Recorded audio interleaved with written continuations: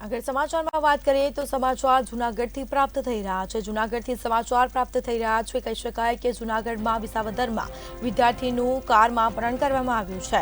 તો સમાચાર જૂનાગઢથી શાળાએ જતી વિદ્યાર્થીનું કારમાં અપહરણ કરવામાં આવ્યું હતું।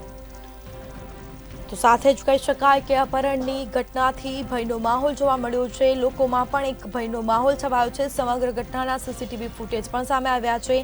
સમગ્ર ઘટના સીસીટીવીમાં કેદ થઈ છે। તો 3 વિદ્યાર્થીનીઓએ શાળા જતી હતી ત્યારે આ ઘટના બની હતી। મહત્વપૂર્ણ સમાચાર જૂનાગઢથી પ્રાપ્ત થયા છે। 2 શખ્સો વિદ્યાર્થીનીને ઉપાડી ગયા હતા। કારમાં અપહરણ કરીને લઈ ગયા હતા। નંબર પ્લેટ વગરની કારમાં વિદ્યાર્થીનીને ઉપાડી ગયા હોવાની માહિતી પ્રાપ્ત થઈ છે। પોલીસે સીસીટીવીના આધારે તપાસનો દોર શરૂ કર્યો છે। પોલીસની અલગ અલગ ટીમ દ્વારા તપાસ હાથ ધરવામાં આવી છે। તો વિદ્યાર્થીનીના પિતાએ પોલીસ ફરિયાદ દાખલ કરી હતી। જૂનાગઢનો જય મયુર સુખાનંદી નામનો આરોપી હોવાનું પોલીસ તપાસમાં સામે આવ્યું છે।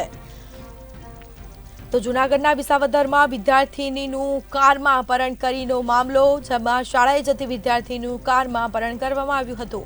મહત્વપૂર્ણ સમાચાર કહી શકાય, જેમાં અપહરણની ઘટનાથી ભયનો માહોલ જોવા મળ્યો છે। લોકોમાં એક ભયનો માહોલ પેદા થયો છે।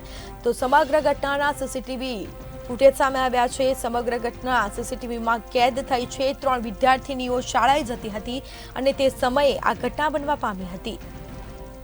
સાથે જ કહી શકાય કે આ મામલે 2 શખ્સો વિદ્યાર્થીને ઉપાડી ગયા હતા।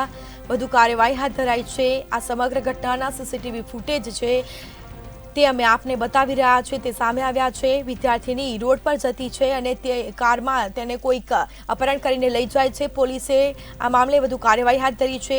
પોલીસ દ્વારા સીસીટીવીના આધારે તપાસનો દોર શરૂ કરવામાં આવ્યો છે।